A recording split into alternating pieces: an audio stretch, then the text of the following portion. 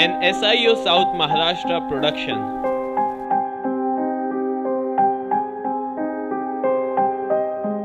اللہ رب العزت کا شکر احسان ہے کہ اس نے ہم سب کو رمضان المبارک جیسا بابرکت مہینہ نصیب فرمایا، اس لیے کہ اس کی عظمت اور اس کی فضیلت کے بارے میں نبی اکرم صلی اللہ علیہ وسلم نے خود فرمایا ہے کہ یہ شہر عظیم ہے اور یہ شہر مبارک ہے، بڑا عظمتوں والا، بڑی برکت۔ اور آپ اور ہم جانتے ہیں کہ رمضان کی جو کچھ بھی یہ برکتیں ہیں یہ سب قرآن مجید کی وجہ سے، جیسے کہ خود قرآن مجید میں اللہ تعالیٰ فرماتا ہے کہ شہر رمضان الذی انزل فیہ القرآن ہدی للناس وبینات من الہدی والفرقان، کہ رمضان ہی وہ مہینہ ہے جس میں اللہ تعالیٰ نے قرآن کو نازل کیا جو ہدایت ہے لوگوں کے لیے، واضح ہدایت پر مشتمل۔ یوں تو ہم دیکھیں گے کہ تمام دن اور رات اور مہینوں کا خالق اللہ تعالیٰ ہے، لیکن اللہ تعالیٰ کی جب خصوصی نسبت کسی دن اور مہینے کو ہو جاتی ہے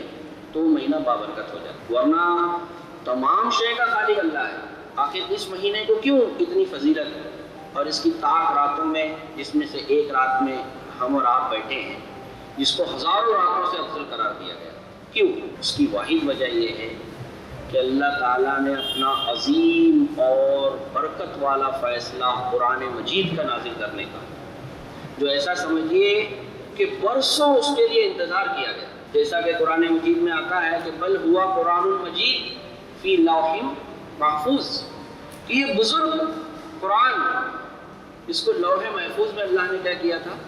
رکھا تھا۔ اور حدیث مبارک میں یہ آتا ہے کہ انسانوں کی بھی تخلیق سے پہلے قرآن مجید کو اللہ تعالیٰ نے تخلیق کیا، اور ایک طویل انسانیت کا پیریڈ کے لیے انتظار کیا گیا اس قرآن کو نازل کرنے کا۔ اس سے آپ اندازہ کر سکتے ہیں کہ جن لوگوں کو یہ قرآن مجید جس قوم پر نازل ہوا اس کی کتنی فضیلت اور برکت اس پہلو سے بڑھ جاتی ہے، اس لیے کہ بنی اسرائیل کے جو انبیاء تھے وہ یہ تمنا کرتے تھے کہ ہم اس آخری نبی کے امتی بن جائیں جس میں یہ قرآن مجید کیا ہوگا؟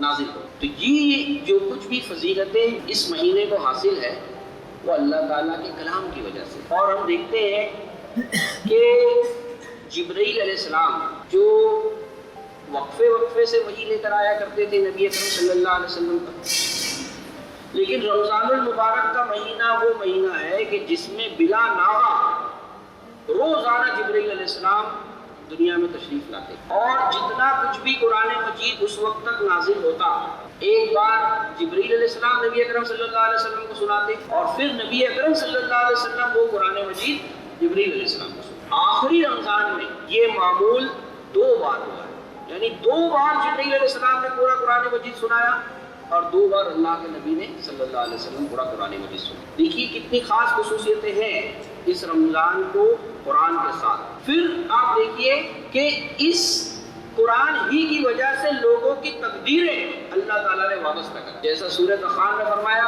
کہ ہم نے اس کو مبارک رات میں نازل کیا اور ہر امر کا فیصلہ اس رات میں۔ اور حدیث مبارک میں یہ آتا ہے کہ 1 سال تک انسان کی تقدیروں کے فیصلے اللہ تعالیٰ کیا کرتا ہے؟ فرشتوں کے سپرد کرتا ہے۔ تو نبی اکرم صلی اللہ علیہ وسلم فرماتے ہیں کہ آپ کے معمول میں یہ آتا تھا کہ آپ پیر اور جمعرات کا روزہ عموماً رکھا کرتے۔ تو لوگوں نے، صحابہ نے پوچھا اللہ کے رسول آپ اس دن خاص اتنے روزہ ہمیشہ کیوں رکھتے؟ کہا کہ اس دن بندوں کے اعمال اللہ کے سامنے پیش ہو۔ میری یہ تمنا تھی کہ میں جس وقت میرا عمل اللہ کے سامنے پیش ہو تو روزے کی کیفیت۔ تو آپ دیکھیے کہ جب تقدیر قرآن کے ساتھ وابستہ کر دی گئی تو اگر انسان اس قرآن سے اپنے کو وابستہ کر دے گا تو اس کے لیے بہتر فیصلے اس دنیا میں کیا ہوگے؟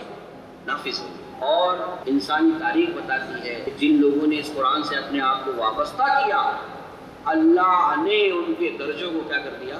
بڑھا کر دیا۔ حضرت عبداللہ بن ابی کے بارے میں ہم جانتے ہیں کہ یہ ان کا قرآن مجید سے بڑا خاص تعلق تھا۔ اللہ کے نبی صلی اللہ علیہ وسلم کو اللہ تعالیٰ نے یہ فرمایا کہ تم ابی کو جا کے قرآن سناؤ، تو اللہ کے رسول صلی اللہ علیہ وسلم حضرت ابی کے پاس جاتے ہیں اور یہ کہتے ہیں کہ اللہ تعالیٰ نے مجھ سے یہ کہا ہے کہ میں تمہیں قرآن سناؤں۔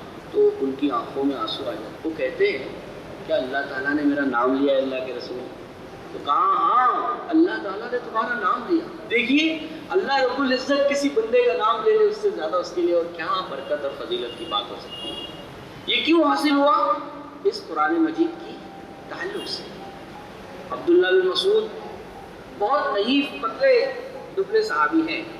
ایک بار وہ کھجور کے درخت پر چڑھے تو ان کی جو پنڈلیاں تھیں وہ ظاہر ہو گئی اور وہ پنڈلیاں بڑی پتلی تھی.